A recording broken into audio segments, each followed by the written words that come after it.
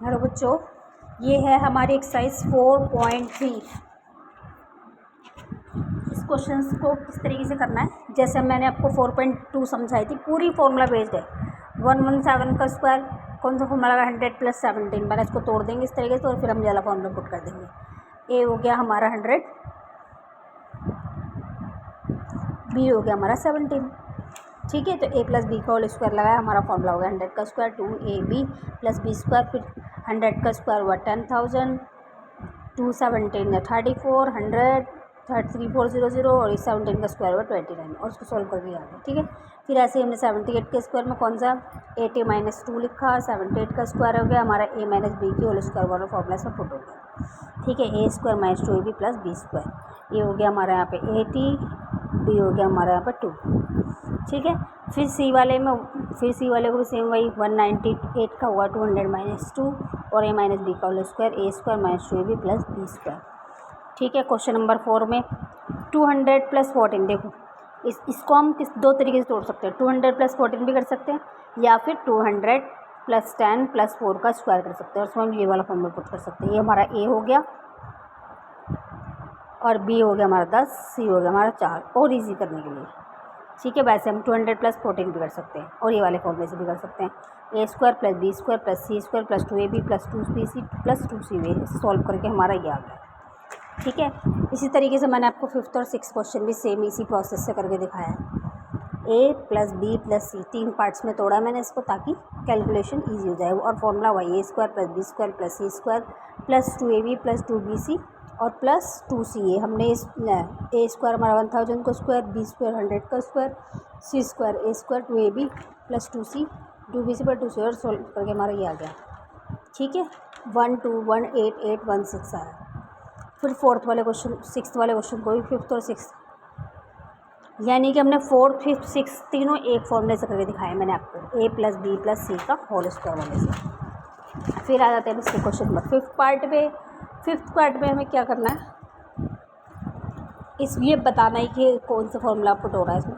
तो ये हो गया हमारा a² + 2ab + b², यानी कि ये वाला फॉर्मूला पुट हो रहा है।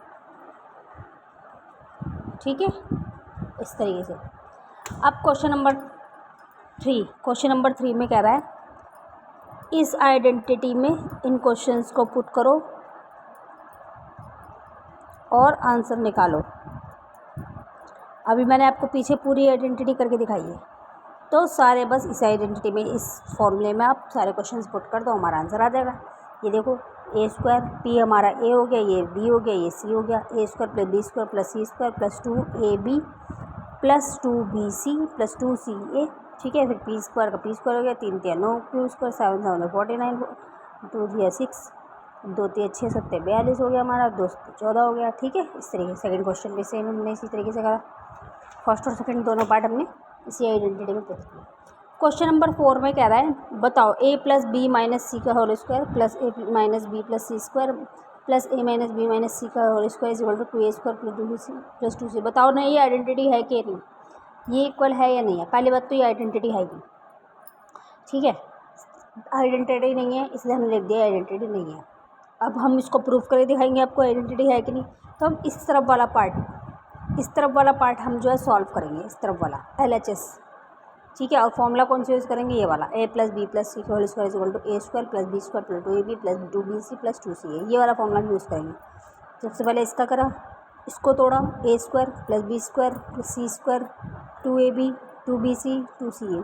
फिर ऐसे इसको a² + b² c² 2ab + 2bc + यहाँ पे जो प्लस आ रहा है ना, जब भी दो माइनस के प्लस करते हैं तो प्लस का आंसर आता है। ठीक है, यानी कि -c और -c का क्या आएगा, +c। ठीक है, फिर ऐसे इस थर्ड वाले का a² + b² c² - 2ab 2bc 2ac। ठीक है, अब इसमें से देखो a कितने हैं, a² 1 2 3 तीनों a² जुड़ गए, b² कितने 1 2 3 तीनों b² जुड़ गए, c² कितने 1 2 3 तीनों c² जुड़ गए। अब 2bc 2ab और 2ab ये दोनों कट गए, काट दिए हमने।